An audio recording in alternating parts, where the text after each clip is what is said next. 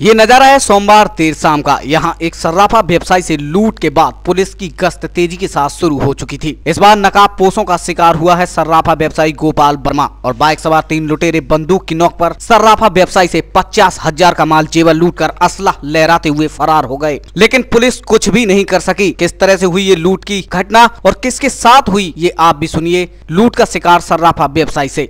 पीछे 3 लोगों ने आके पीछे फायर किया और उन्होंने आली थैला मुझसे छीन लिया और थैला छीन के कहने लगे इन लोगों को उठा गोली मार दो। तो हम लोग पीछे बैगने सीधे घर की तरफ भागने लगे। कितने की लूट हुई, कितने का माल था? अनुमान 40-50 रुपये सामान होगा, इससे ज्यादा नहीं। तो सुना आपने कि बाइक सवार बदमाशों ने उसके ऊपर गोली भी चलाई जो कि उसकी कमर को छूकर निकल गई। दहशत की वजह से इन लोगों ने यहाँ भागने में ही अपनी भलाई समझी। लूट के इस दूसरे घटनाक्रम के बाद मंगलवार के दिन नजारा भी व्यापारियों का गुस्सा जाहिर करने वाला रहा। ये नजारा है सर्राफा बाजार का। यहाँ जाम लगाई सभी व्यापारी कह रहे हैं कि पुलिस नाकाम हो चुकी है, इसलिए अपराधियों के हौसले बुलंद है और नगर का व्यापारी अब सुरक्षित नहीं है। क्या कुछ कहा गया है इस जाम के दौरान आप खुद सुनिए। अभी 15-20 दिन पूर्व इस नगर के प्रतिष्ठित सर्राफा व्यवसायी हरपाल सिंह के लड़के के ऊपर फायरिंग करके गोली मार करके उसकी लूट की गई और उस लूट के बाद में ताबड़तोड़ 2-3 घटनाएं सर्राफा व्यवसायियों पे ही हो रही हैं। कल की घटना है कि मटरू सर्राफ व्यापारी अपनी दुकान बंद करके अपने घर जा रहे थे। उनके थैले में कुछ जेवरात थे और चाबियां वगैरह थी और उनके ऊपर फायर कर दिया और फायर करने के बाद में उनका थैला लूट करके ले गए। और जिस प्रकार से ये घटनाएं हो रही हैं, इससे ऐसा महसूस हो रहा है कि अपराधियों और पुलिस के लोगों में साठगांठ है और पुलिस के जो लोग जिनके ऊपर जिम्मेदारी सौंपी गई है वो केवल एक औपचारिकता निभा रहे हैं और इनकी जिम्मेदारी है हमारी सुरक्षा करना, हमारे जान माल की सुरक्षा करना, वो अपने कर्तव्य का पालन नहीं कर रहे। हरपाल जी सिंह के यहाँ ऐसा घटना हुई, लिहाजा उसका भी आज तक कोई सुराग नहीं मिला।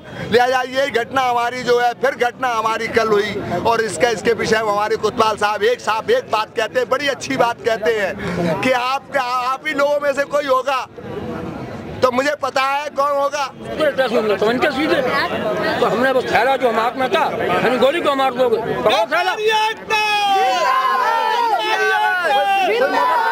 हमारे भाग गए, हम अपने घर की तरफ भाग। किसी को पहचान पाया आपने?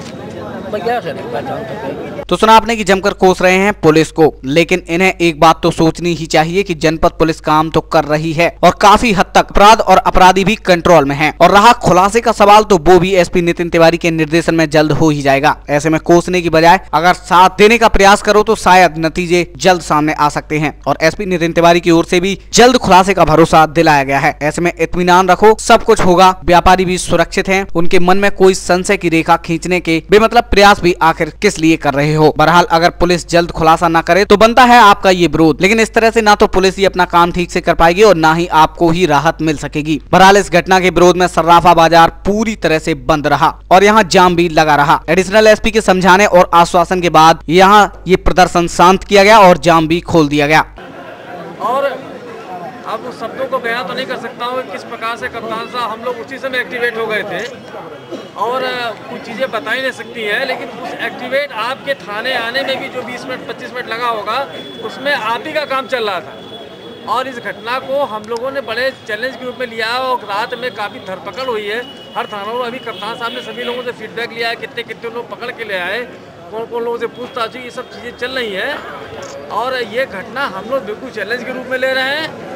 आप पुलिस पे एतबार करें और सहयोग आप हमेशा देते रहें, सहयोग की आपसे हमेशा मांग होती रहेगी। इस सब के बाद पुलिस को मामले का जल्द खुलासा करने के सख्त निर्देश भी जारी किए गए हैं एसपी नितिन तिवारी की ओर से। अब देखना है कि इस घटना के बाद पुलिस अपना पुराना रवैया बरकरार रखती है या अपराधियों को सलाखों के पीछे पहुंचाती है। सत्यम के लिए मुकेश कश्यप के साथ सुबोध तिवारी की रिपोर्ट।